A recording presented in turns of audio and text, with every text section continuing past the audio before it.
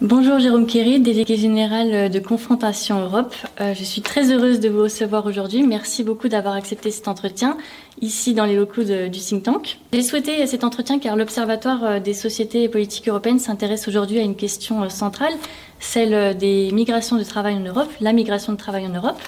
Au passage, j'en profite aussi pour remercier Confrontation Europe pour son accompagnement de l'Observatoire depuis ses débuts dans une logique de dialogue interorganisationnel. Pour le contexte, cet observatoire, pour laquelle je suis stagiaire IT Makers, IT pour Institut thématique interdisciplinaire, est une initiative portée par le Master Études européennes et internationales de Sciences Po Strasbourg. Il vise à mieux comprendre les dynamiques politiques, sociales, démocratiques qui traversent aujourd'hui les sociétés européennes, en croisant les regards académiques, professionnels et citoyens. Comme indiqué, aujourd'hui, l'Observatoire s'intéresse à un thème aux fortes tensions politiques et économiques, les migrations de travail en Europe, et plus concrètement, la contradiction croissante entre un besoin structurel de main-d'œuvre étrangère en Europe et la difficulté persistante des États membres à le reconnaître ou à l'assumer au travers de politiques publiques. Mais avant de rentrer dans le vif du sujet, j'aimerais vous poser quelques questions préliminaires pour donner un peu plus de profondeur à l'entretien tout en renforçant la dimension observatoire des sociétés politiques européennes. Tout d'abord, pour un peu mieux cerner le rôle joué par votre think tank dans les débats publics européens, j'aimerais vous demander comment positionnez-vous Confrontation Europe dans l'écosystème des think tanks européens et plus particulièrement avec quel type d'acteurs travaillez-vous le plus étroitement? Donc on imagine qu'il y a des institutions européennes, oui, mais peut-être éventuellement des syndicats, des ONG ou d'autres think tanks. Merci. Confrontation Europe est un think tank qui existe depuis plus de 30 ans désormais, qui est basé à Paris et à Bruxelles. Pour nous, c'est important d'être un pied dans chaque capitale pour faire le lien entre la France et l'Union européenne. On dialogue et on discute beaucoup avec en effet des syndicats depuis notre création. Ça, c'est un peu la spécificité parmi les autres think tanks européens, français ou plus largement. C'est nous vraiment notre culture, notre ADN, c'est de discuter avec les syndicats de tous bords le plus large possible. On discute aussi énormément avec les entreprises, des fédérations professionnelles et d'autres ONG, d'autres think tanks européens. Par exemple, dans notre revue qui a été publiée avant les élections européennes l'année dernière, on a donné la parole à une douzaine de think tanks européens non français pour prendre un peu de hauteur sur cette campagne électorale. Donc pour nous, c'est important de parler d'Europe, pas uniquement entre Français, d'aller chercher aussi dans les autres États membres, voire dans le pourtour de l'Union européenne, soit dans des États qui sont candidats, soit voisins, pour aussi avoir un peu leur perspective. On travaille bien entendu avec l'État français, notamment la représentation permanente de la France à Bruxelles, qui est le service diplomatique qui représente les intérêts de la France auprès de l'Union européenne de façon quotidienne et sur le long terme, et qui travaille en étroite collaboration avec les différents ministères. Côté parisien entre guillemets, on travaille aussi avec les services de Matignon et du Quai d'Orsay, donc le ministère de l'Europe et des Affaires étrangères, ce qui est le plus logique pour nous en tant que think tank européen. On travaille aussi avec le Haut Commissariat au Plan et à la Stratégie, ou le CAPS, qui est le think tank du Quai d'Orsay. Maintenant, une question pour mieux comprendre les dynamiques de financement et la marge de manœuvre intellectuelle du think tank. Donc en deux questions sur la gouvernance et le financement. Quel est le modèle économique de Confrontation Europe? On sait que c'est une association, une organisation à but non lucratif, mais plus précisément, comment sont financées vos activités? Alors pour un think tank, c'est important de garder son indépendance, que ce soit pas une coquille vide au service soit d'un État, soit d'intérêt d'une entreprise ou d'un secteur d'entreprise. Ce qui est intéressant pour les think tanks européens, c'est que l'Europe, ça traite de plein de thématiques différentes. On peut parler un jour d'immigration, le lendemain d'environnement, le surlendemain de la transition numérique. Donc on n'a pas uniquement un type de secteur d'entreprise qui forcément aurait tendance à nous influencer. Donc on a une multitude de partenaires, de soutien financier qui nous permet de garder cette indépendance. Et on n'a pas un soutien financier qui serait tellement important et dont on dépendrait vraiment pour notre survie, avec quelques faire-valoir entre guillemets avec des montants très faibles. Il y a des montants disparates, on va dire ça comme ça, mais aucun qui soit prédominant. Il n'y a même pas un petit groupe de soutien financier qui soit vraiment prédominant.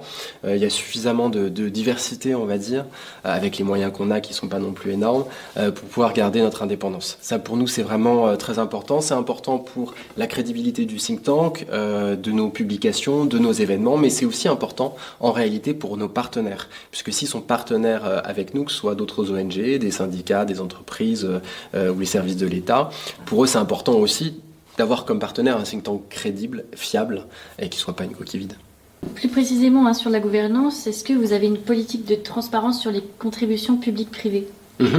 Oui, nous, on publie sur notre site internet. Il y a les logos qu'on retrouve assez facilement des différents partenaires, publics ou privés. Il y a des fois, c'est des partenaires sur du long terme. Le ministère des Affaires étrangères, de l'Europe et des Affaires étrangères, les services de Matignon, bien sûr, représentation permanente de la France à Bruxelles, côté public et côté privé, il y en a un certain nombre. Des fois, c'est assez temporaire. Ça va être, par exemple, un partenariat bien spécifique sur un événement. Et quand c'est le cas, que ce soit un syndicat ou une entreprise, c'est bien signalé pour que les personnes qui participent ou qui nous lisent soient au courant d'où on parle. C'est important, encore une fois, pour garder la crédibilité. Et parfois, entre guillemets aussi, même pour le public, il y a des one-shots, c'est-à-dire des appels à projets qu'on remporte, comme la convention triennale de Strasbourg, qui nous a permis de nous impliquer notamment dans cet observatoire et de faire une plateforme d'analyse de vote des députés européens. La question se pose aussi en tant que think tank européen, mais français, basé à Paris. Tenez-vous compte des positions diplomatiques de la France dans vos travaux ? Je pense notamment au fait que la France ait montré des réticences sur les questions d'élargissement ou d'Europe de la santé. Comment Confrontation Europe se positionne ? Alors pour nous, c'est très important de stimuler le débat, confronter les idées, d'où notre nom Confrontation Europe, pardon. On confronte les idées pour que chacun puisse se faire sa propre opinion et faire progresser le sujet européen. Il n'y a pas une seule voie à suivre, il y a plein de champs des possibles et c'est à nous d'en faire émerger un maximum pour qu'ensuite on puisse prendre la meilleure possible. Bien sûr, on est en discussion avec les services de l'État, mais le soutien étatique est très faible en réalité pour un think tank comme Confrontation Europe, ce qui n'est pas le cas de tous les think tanks français. Donc ce qui nous permet vraiment d'avoir notre indépendance sur le sujet. On a beaucoup plus de soutien, on va dire 90%, ça vient du secteur privé, que ce soit des syndicats ou des entreprises, et environ 10% à la louche revient plutôt des services de l'État. Donc on travaille en bonne intelligence avec eux, mais pour autant on n'est pas du tout dépendant. Très bien. Certains sujets sensibles comme la transition écologique peuvent entrer en tension avec les intérêts de certains de vos financeurs et donc sur ce sujet je pense notamment à BNP Paribas. Est-ce une contrainte pour Confrontation Europe et plus largement votre ligne éditoriale est-elle parfois ajustée pour préserver certaines relations, par exemple avec des acteurs économiques ou institutionnels ? Alors comme j'ai dit tout à l'heure, on a suffisamment de partenaires variés et différents qui parfois n'ont pas les mêmes intérêts. Par exemple des entreprises qui sont dans le même secteur, par exemple du numérique, et qui sont entre guillemets concurrents ou opposés sur certains dossiers législatifs ou non, et ils savent que l'un et l'autre nous soutiennent. Ça c'est pas grave du tout, d'où notre nom encore une fois, Confrontation Europe, on confronte les idées. Donc bien sûr on va pas être un soutien inconditionnel à un de nos mécènes ou de partenaires financiers parce que forcément ça rentrerait en contradiction avec un autre.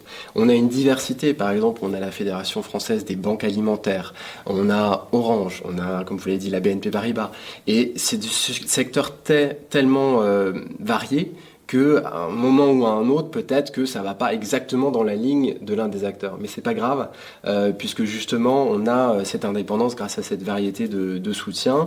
Nous, on a très clairement des conventions qui expliquent, soit c'est un mécénat, donc sans contrepartie financière, et avec déduction fiscale si ça les intéresse, mais en tout cas déclarée. Et en tout cas, c'est pas une convention de prestation. Il y a par contre des conventions de partenariat, où là c'est plus une question, on va dire, de sponsoring. Et là, c'est très clairement identifié. On va faire ensemble un dossier thématique, on va faire ensemble un colloque, etc. Mais ce partenariat sera bien identifié comme tel. dans les événements ou les publications. Les publications d'ailleurs c'est plutôt rare. On va plutôt préférer faire des événements. Et donc ça c'est vraiment quelque chose où c'est identifié pour encore une fois qu'on ne soit pas une coquille vide, ce qui nous desservirait nous bien entendu en premier lieu, mais aussi les partenaires qu'on a sur le long terme, parce qu'ils n'ont pas intérêt à passer par une coquille vide puisque rapidement quand même ça se voit et c'est très critiqué. Quelle stratégie de diffusion et d'impact adoptez-vous pour vos idées, pour un peu mieux explorer les modes d'action du think tank pour peser dans les débats de société? Et là, plus particulièrement, j'aimerais savoir si vous avez une stratégie particulière pour toucher les décideurs nationaux, les collectivités locales, voire les citoyens. Est-ce que, par exemple, vous utilisez les réseaux sociaux ou alors vous êtes relayé sur des médias classiques? Alors on a plusieurs canaux bien sûr, le meilleur en communication c'est d'être multicanal.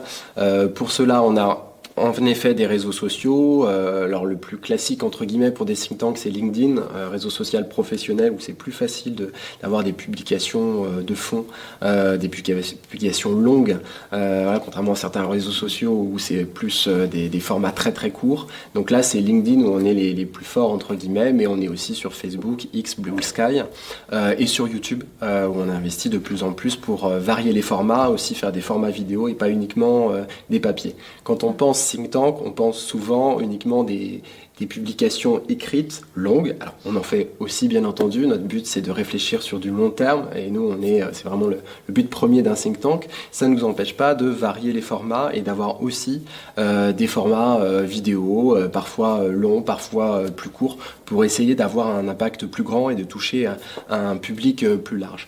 Nous, en tant que think tank, on n'est pas forcément grand public au sens citoyen du terme. Il y a d'autres acteurs qui le font, d'autres ONG type Maison de l'Europe par exemple, qui vont être répartis un peu partout sur le territoire. Nous, c'est plutôt le monde des affaires publiques, tant dans le secteur privé que public, je précise, c'est-à-dire qu'en effet, les décideurs, élus ou non, au niveau national et européen, bien sûr. On ne parle pas qu'aux Français et aux Françaises, on va parler aussi aux services de la Commission européenne, aux élus du Parlement européen non français. On essaye le plus possible d'inviter des députés européens et députés européennes non français à nos débats. Ça, c'est important. Par exemple, on a fait un colloque sur la santé, on avait une députée européenne danoise. C'est important de ne pas avoir que des Français et des Françaises qui s'expriment sur l'Europe, sinon il n'y aurait pas intérêt pour nous d'être aussi basés à Bruxelles. Et enfin, dernière question, toujours aussi concrète, comment fonctionne votre équipe?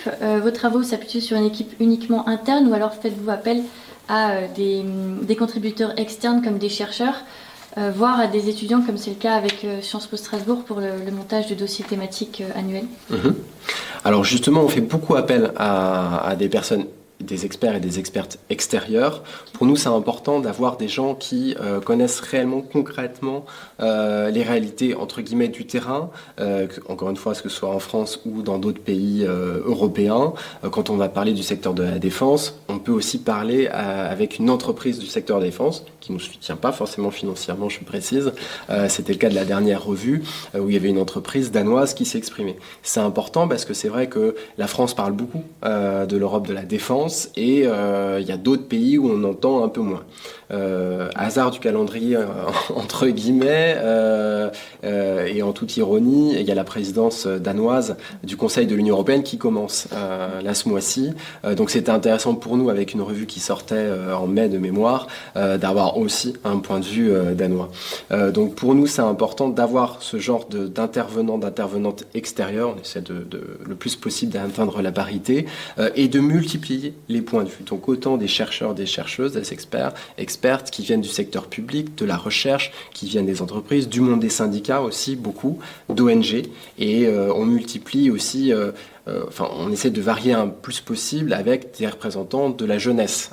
C'est pas forcément sur tous les sujets, sur tous les papiers à chaque fois, mais on a aussi des voix de jeunes qui s'expriment dans la revue. Par exemple, on a eu la présidente des jeunes européens fédéralistes au niveau européen de l'association dans notre revue.